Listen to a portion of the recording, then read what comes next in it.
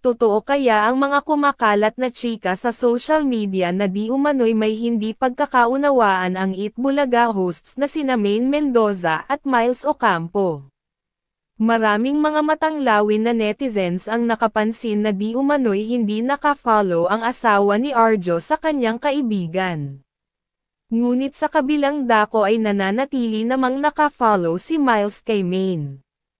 Ilang netizens nga ang tila nababahala dahil mukhang may alitan ang dalawa lalo na't super close pa naman sila noon. Base sa chika, nagsimula raw ang hindi pagkakaunawaan ni Maine at Miles matapos ang kanilang Thailand trip. May ilang netizens pa ang nagsasabing marahil ay hindi pinagsasama sa isang segment ang dalawa dahil sa kanilang tampuhan.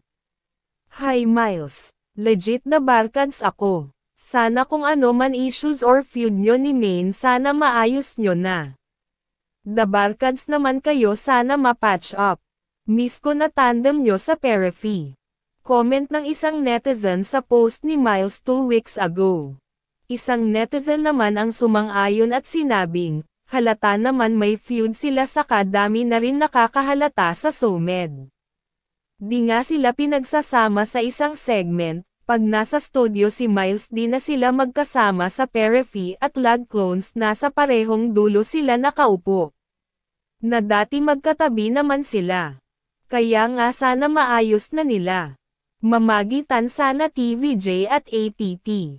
Samantala, wala pa namang pahayag sina Maine at Miles hinggil sa kumakalat na isyu.